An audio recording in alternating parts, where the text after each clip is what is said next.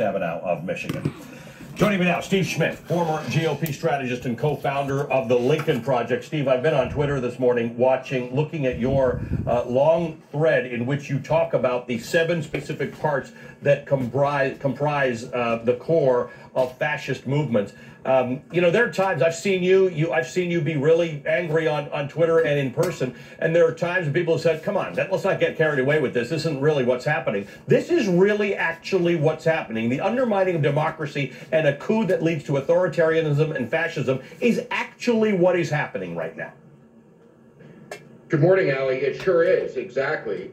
Look, this effort will be unsuccessful. It will be unsuccessful in the way that the beer hall putsch was in Munich in 1923, almost 100 years ago. But what will have happened between November 3rd and January 20th is faith and belief in the legitimacy of American democracy will have been poisoned by the actions of Donald Trump and much of the elected political leadership of the nation, all of them members of the Republican Party.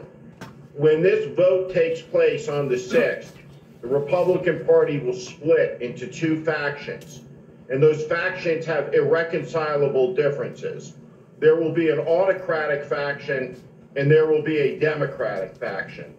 Now, all Republicans have collaborated, been cowardly, and been complicit in their silence, at least at the elected level over these last years.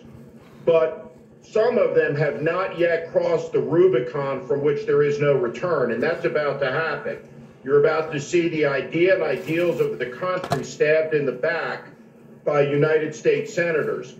And the cynicism required for a Ted Cruz, Princeton University, Harvard Law School, Josh Hawley, Stanford University, Yale Law School, taught at Oxford, a clerk to the Chief Justice of the United States.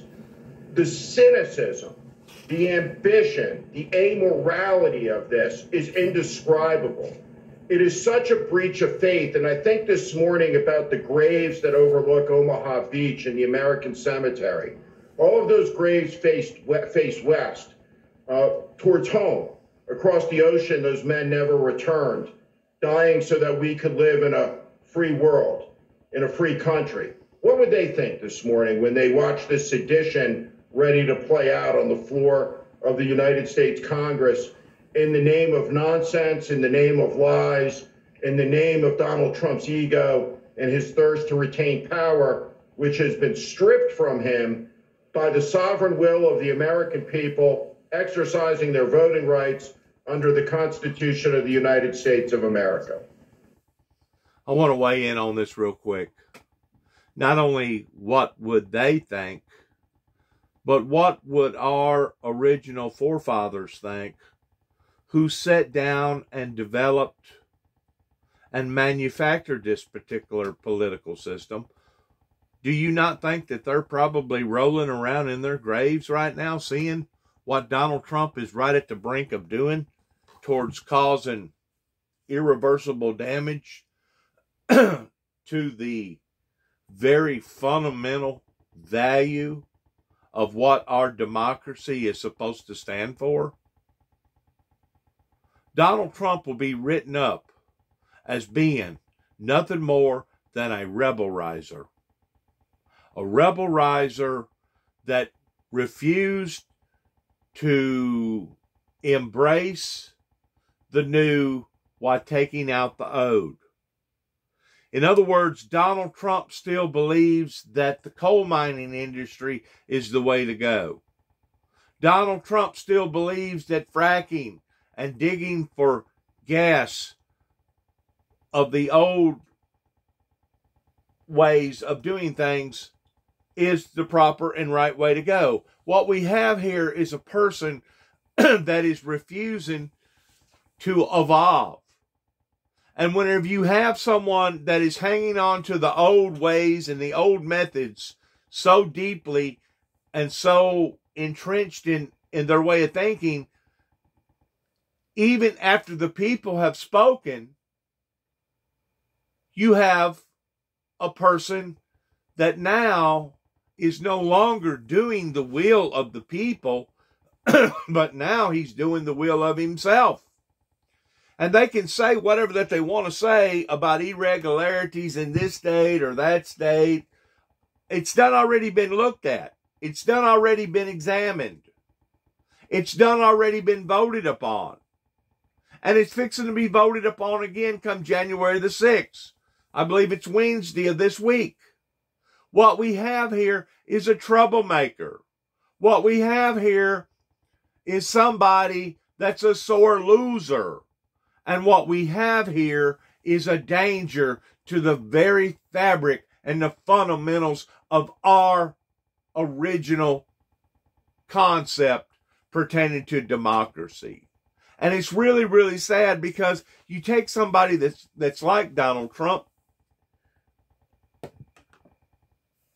You know, some of the things that he discussed and talked about running in his first campaign actually made a little bit of sense whenever it come to the illegals coming over here and taking over our jobs and the sanctuary cities that was protecting these illegals. Donald Trump made reference pertaining to people disrespecting the national anthem. Why the national anthem was playing pertaining to our flag. Donald Trump has done some good things in regards towards our veterans, towards uplifting them, towards being able to have free access to whatever doctor that he or she may want to attend to. Donald Trump has done some good things, okay? He's done some really, really enlightening things for the American people. But at the same time, he's also done some crazy things, some outlandish things.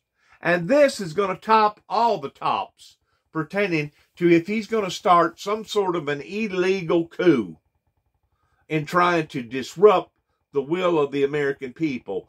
This is only going to scar us and mar us and hurt us even more so than what we've ever been scarred and marred before, right here in the middle of a pandemic. The very pandemic that he said that he didn't want to disclose the truth thereof because he was afraid that it was going to start a panic. The very pandemic that he said was just instantaneously going to vanish and go away. The very pandemic that he has forecasted various things of occurring that never come full circle in coming true. In other words, he has misguided, misled the American people. For surely to God, the American people can see through this and understand this. I know the people on TV can, because they're explaining themselves to the rest of their viewers pertaining to what is going on here. But to continue to do this again and again and again, knowing that you're only causing that much more doubt, that much more uncertainty, that much more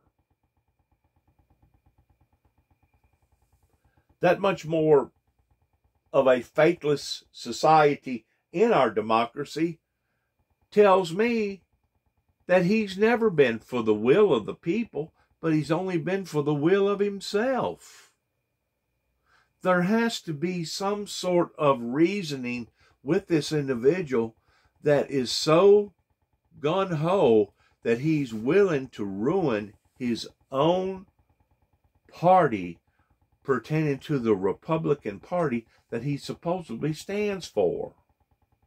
There has to be some sort of reasoning with an unreasonable person. I don't know where that reasoning would be, but whenever he is dead set in wanting to divide and conquer the way that he's doing, is absolutely 100% wrong. Like I said, our ancestors and the people that has fought for our democracy are watching this. Just like I truly believe that Donald Trump rightfully, deservedly owes John McCain and John McCain's family an apology for him saying and doing what he done during John McCain's power and during John McCain's death. John McCain didn't ask for his country to let him down by leaving him overseas for about 5 years. The fault falls upon the feet of those who was in charge at that time that allowed for John McCain to ever become captured to begin with. And then on top of that, the fault falls upon them that was in charge towards not having a quick release and allowing for him to remain a prisoner of war for about 5 years.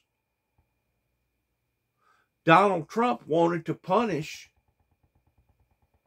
John McCain for something that he should have been looking at the other end of the horse.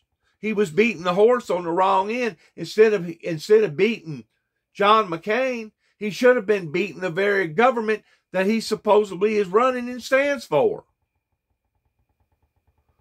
Those was the people that let the people down during the Vietnam War. It wasn't the Vietnam soldier that let the American people down. It was the American people. It was the American government that let the Vietnam soldiers down.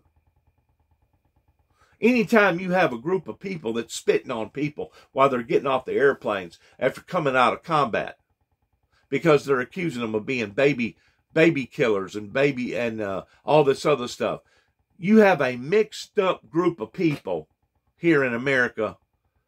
And this is just going to add insult to injury pertaining to what Donald Trump is trying to do right now, because obviously he is not on the right page in regards towards who and what our American government is supposed to stand for to begin with, and what our American government is, are supposed to be. Like I said, don't get me wrong, Donald Trump has done some good things. He's brought out some really good issues pertaining to how various state leaders as well as federal leaders have been part of the problem versus part of the solution to the problem. But what Donald Trump is doing right now is going to create havoc, and it could escalate into something that could wind up being a very, very horrible thing here in America that the Americans really, I don't think, is prepared to go through nothing like this. We see stuff on TV every day where Hollywood tries to dramatize, or Hollywood tries to glamourify killings and murders, and you got the zombies, and you got paranormal, where things move around and shift around, and you hear bumping in the nights, and you know, Hollywood has planted this seed of trying to color up, mask, or camouflage the horrors of evil, to the extent that now Hollywood actually glamorifies outlaws. Doesn't matter if it's Jesse James. It doesn't matter if it's whoever out west. They try to glamorify these people. That way they make them look more attractive. Well, that seed has been planted in society over here in America. They're mixed up. They're messed up. They have been brainwashed. And if this thing was to unload or unfold the way that some has projected for it to, pertaining to it escalating into a bloodbath, there's not going to be nothing glorious about what we're fixing to experience or go through. A matter of fact, it will actually and could turn into something that would be more horrible than the coronavirus itself. And I know by sitting here saying that, that sounds basically impossible. How can it be more horrible than having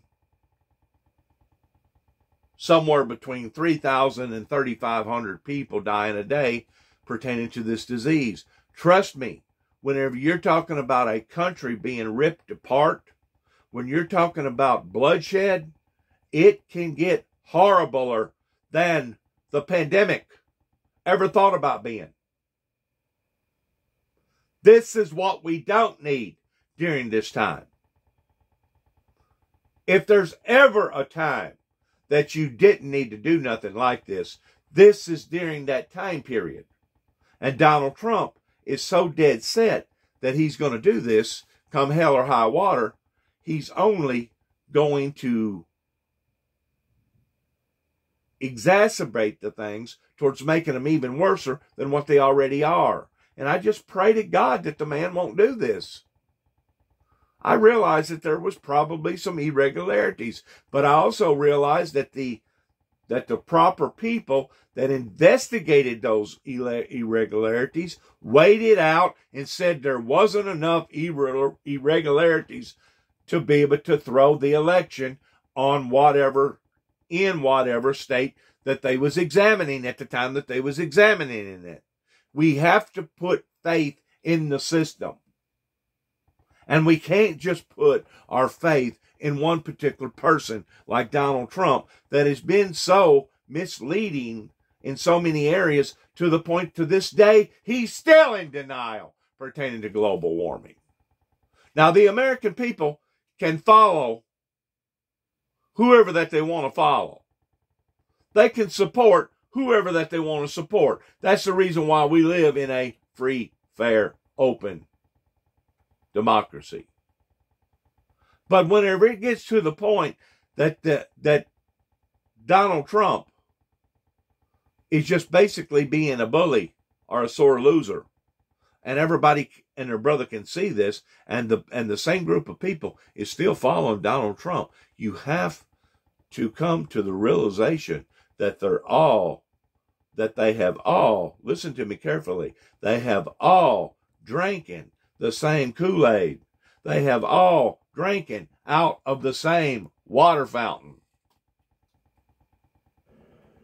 What's in it for these folks? Hawley, Cruz, who came close to, came closest to winning the Republican nomination, Marsha Blackburn. Is it that they're scared of Trump turning on them? Is it that they want to profit from or benefit from the Trump base? Is it that they want to run for president and that base continues to be strong and big? What do these guys get out of this?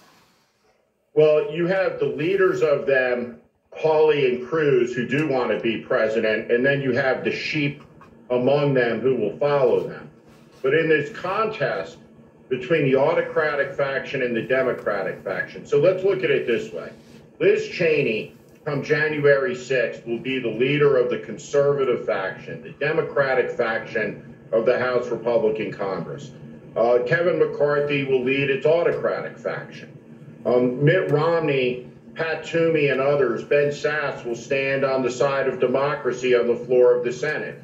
Inside the Republican Party, that side that has fidelity and commitment to democracy will lose the fight to the autocratic faction. They will be steamrolled over time, and it won't take very long. The 22 primaries will be a bloodletting, but they will be steamrolled like the Belgian army was steamrolled by the Wehrmacht in 1940. The side that is gaining strength, gaining power inside the Republican Party is the autocratic side that has utterly broken faith and tradition with the American idea. Now, the power graphs seem reasonable when they say we're exercising our power under the law, but this isn't about exercising a power or following the law to do some type of diligence. This, again, is poisoning faith and belief in the idea of American democracy. And over the course of the month of November and the month of December, historic months in this country, we have some 80% of membership of the Republican Party who does not believe that a fair, free, legitimate election was in fact free, fair, and legitimate. This is a slander against the United States. The people who are involved in this are giving tremendous lift to every dictator and every autocrat and every ideologist around the world who has always maintained that America is not a true democracy, that American democracy is a lie, that it's not on the level.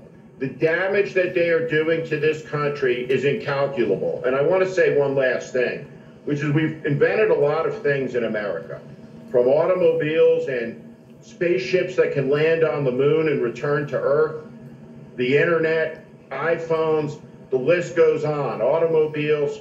The greatest invention in the history of the country, bar none, is the peaceful transition of power, which began in this country in 1797 and has been uninterrupted through the Cold War, through Civil War, through Great Depression, through all manner of national tribulation.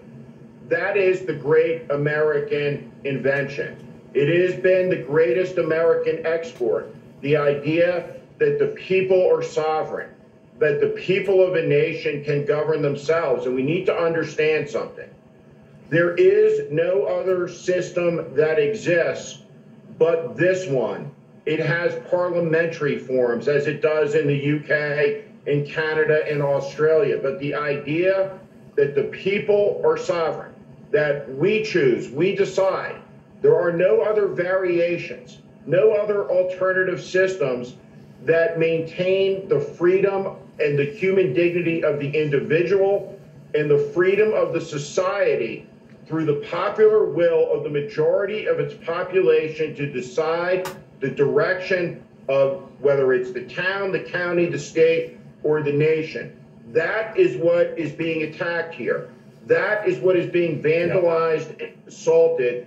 And as we come to the end of this catastrophic presidency with hundreds of thousands of Americans dead, corruption, malfeasance, division, the stoking of a cold civil war in our land, there is no sin that Trump and his factotum, his vile enablers have committed that is more grievous, more egregious than this one, the poisoning of America's faith and belief in what 13 generations of American patriots have made blood sacrifices to maintain and expand. It is an appalling hour and a dangerous one.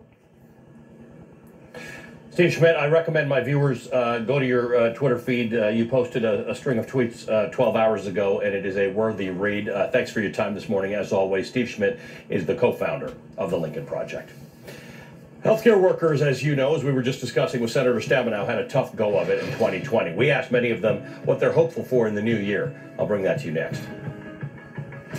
I really hope that we are able to just give each other a big hug. That's my one wish this year.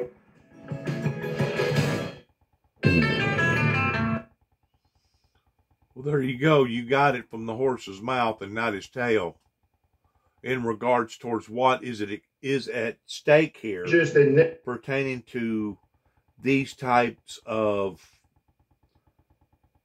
unpopular, persistent bully tactics that are coming from Donald Trump. Now, he can spew off whatever he wants to spew off in regards to his motive. And I'm sure he's going to say that he's doing what he's doing for the betterment of the will of the people. But you got to be able to look through the smoke screen in understanding, for some reason, and I don't know exactly what that reason is, and we may not never know what the reason is, but for some reason, Donald Trump has been convinced that he has won an election against the will of the people. And whenever you're this persistent in pumping out this type of rhetoric, you stand guilty of bloodshed that will fall now up onto your front door in regards to possibly starting a civil war, I think has been the words that has been used. Now, you can call it a revolution if you want to, but a revolution has to have an ideal. A revolution has to have a plan. A revolution has to have a seed of certainty of where we are versus where we're going to go. This is just at random throwing something out there that could actually explode into all our faces. It could be that devastating. Regardless whether you're for the Proud Boys or you're against them or all these other ethnic left-wing extremists, this is something that could explode in all of our faces as we're facing off on a pandemic and as we are looking towards being $28 trillion in debt.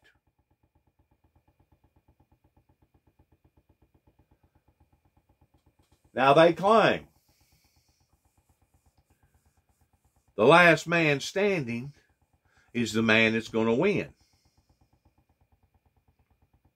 And they claim the man that has won the war basically says what he says because all the other people are dead towards being able to tell the story. I personally don't want to see us go down a path like that in regards to this type of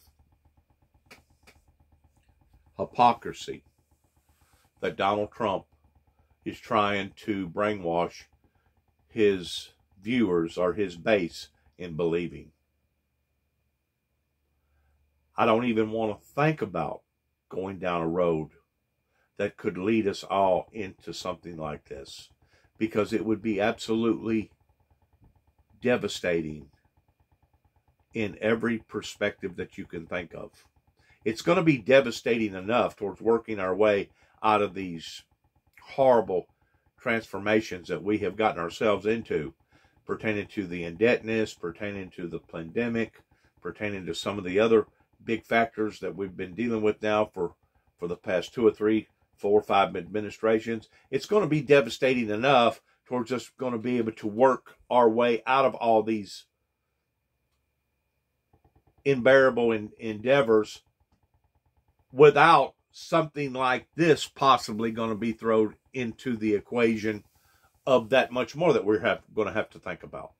It's going to be bad enough. But to think that Donald Trump is pursuing this on the level that he's pursuing it, you know, I tend to wonder, with him being the way that he is, and as far as I'm concerned, no, he's not the actual Antichrist, but maybe he is. Maybe he does give the description of what it talks about in the Bible towards the wolves that will come in sheep's clothing, but inwardly they're out to devour the sheep or devour whatever is around them. Donald Trump reaches that metaphor of being an imposter.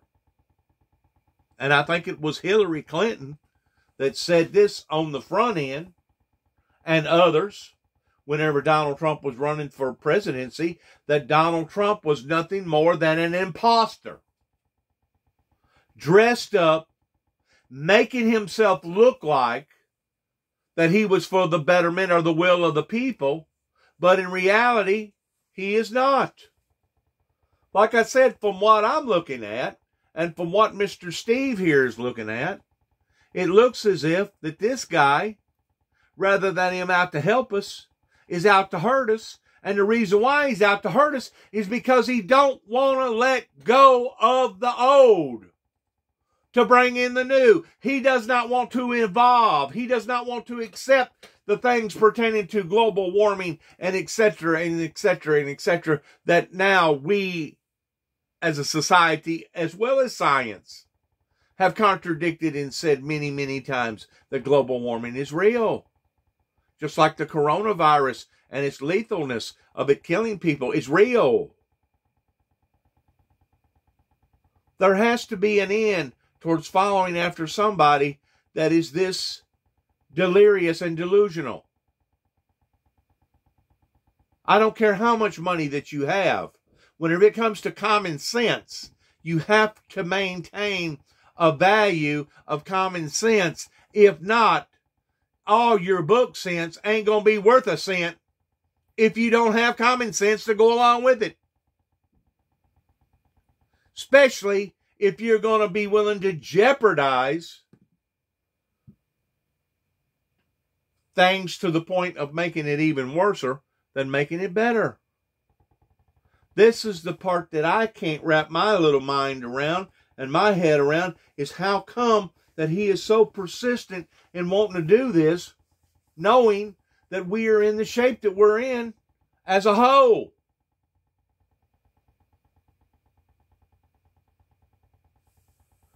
Good luck to all of us as we stand accountable in the eyes of not only each other, but in the eyes of the Almighty. Good luck to the American dream. Good luck to the American experiment. Good luck to the American example. And good luck to all of us who are searching for that righteous, better way of life in regards towards our Lord and our Savior, Jesus Christ. Good luck to all of us, is what I'm trying to say. Coming from the Windmill Ministries here at 291 Thompson Road, Sharon, Tennessee, zip code 38255. A ministry that has been degraded, diminished. A ministry that has promoted love, grace, peace, utopia, forgiveness, and all the other things that the Bible teaches. A ministry that has basically been torn and taken out to hang for the dry of how the people did not want to support peace and a prosperity such as the Bible has predicted to happen or to occur in end-time biblical Bible prophecies. Good luck to all of us, is all I got to say. Because as far as me going house to house, church to church, community to community, from county to county, from state to state, those days is over for me. My body can no longer withstand that type of treatment towards getting in and out of my automobiles, making correspondence material, of putting it out personally to all these preachers and to all these different politicians. Those days is over for me. Towards me devoting that type of energy and that type of time. I have already devoted over 30 years into this message, towards me being the primary messenger. And if the will of the people is so deterrent that they have chosen to make their own beds hard in the way that obviously this grandstand of a leader called Donald J. Trump is willing to do in I guess in honor of themselves, if this is the path that the American people are so devoted in taking or going down, then let this be recorded and documented. Let the record show that this is what Donald J. Trump has chosen to do. Not only has he chosen to do it, but his followers or his support team, his base, has basically went along with him in wanting to do this too as well. Let the record show. Let the history show towards what kind of a situation that we are just at the brink of changing from bad to even worse. That we're right here at the doorsteps of sin. Like I said, and I'll say again, I have devoted this ministry in putting out the message that God has given to me to give to the people.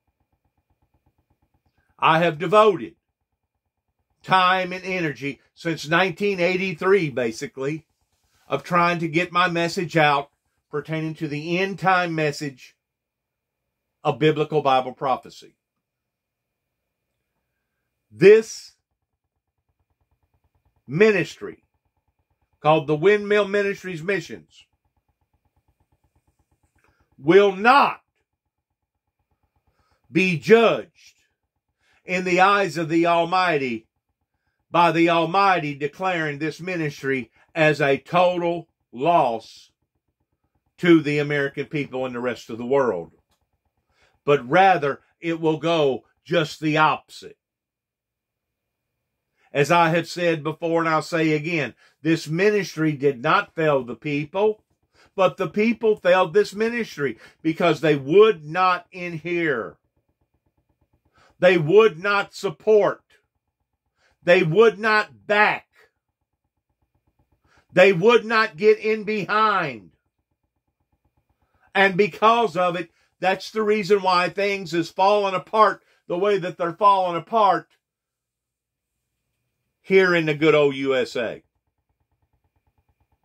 Whenever you look at the drug addiction, when you look at the people who has taken drugs that has messed their minds up, whenever you look at how many people that is OD'd,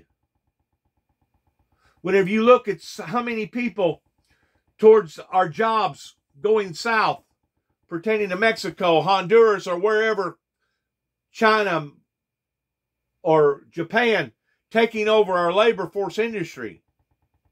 Whenever you look at us being $28 trillion in debt, whenever you look at how much money we spent in throwing money into a hole pertaining to Saddam Hussein, over $6 trillion, and God only knows that the people that died during that time and the loss of arms, legs, hands, feet, etc. Whenever you get to looking at the void that has been projected here simply because of a resistance movement that began years ago, you get to looking at the failure of the people, not the failure of the ministry that's talking to the people, but the people itself has brought this upon to themselves, just like this coronavirus. They have brought this upon to themselves.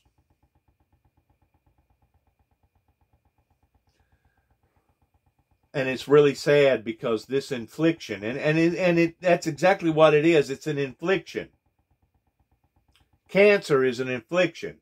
Tuberculosis is an affliction. Diabetes is an affliction.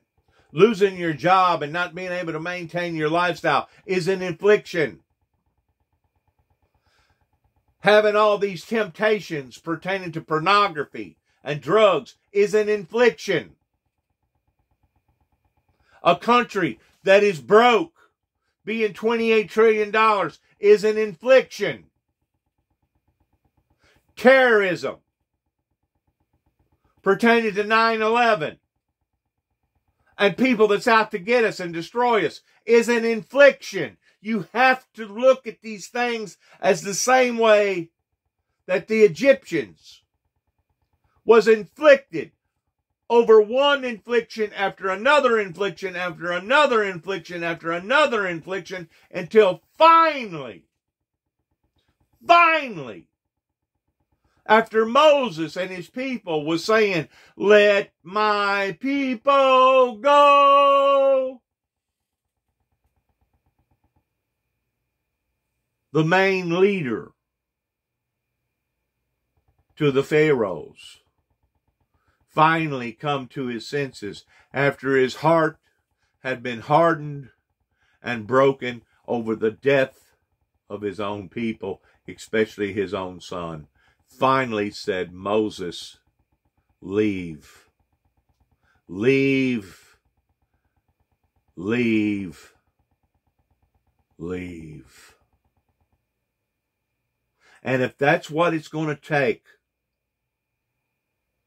before people finally recognize the authenticity of this message, if that's what it's going to take before people will understand that I did not choose this message to put out this message, but it was God that chose me to put out this message to the people to properly prepare society for what is to come.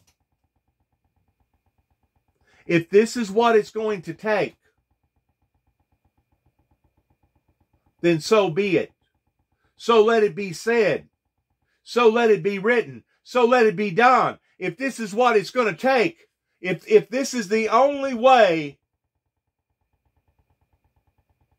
that the people are going to give in ending this standoff, and that's exactly what it is. It's a standoff.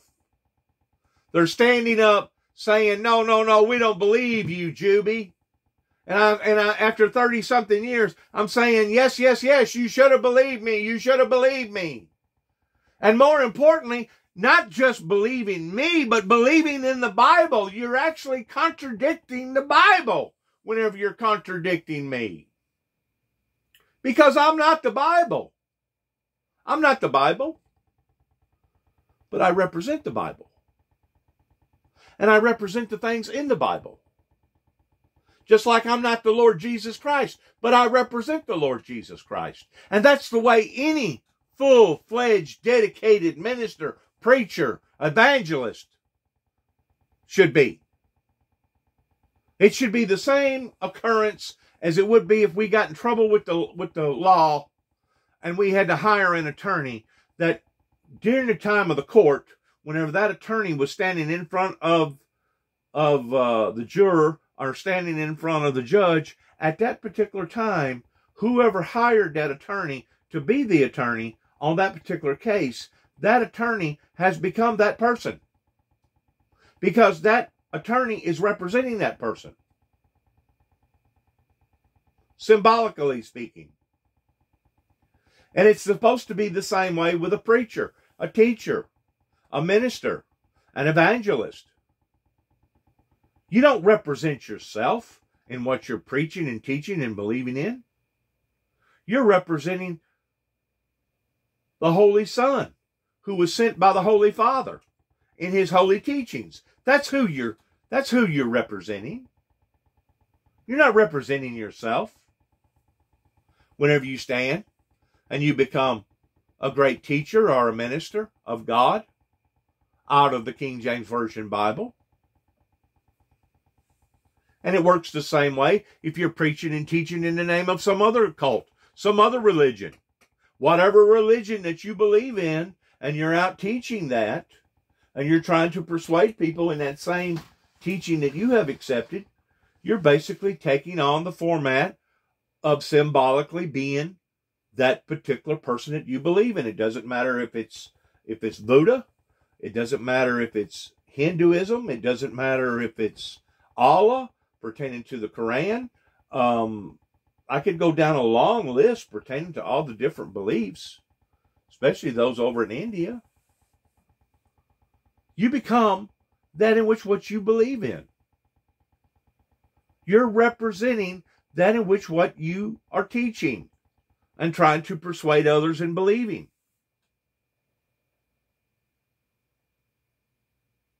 This could escalate. Look here. This says January the 6th. Today's January the 3rd. Today's Sunday. Monday, Tuesday, Wednesday. This Wednesday could escalate into something bigger and more horrific, more heinous, more barbaric, more crueler. Once more, who is the author of confusion? The Bible teaches. Satan. Satan is the author of confusion. Whenever Donald Trump makes his move towards contesting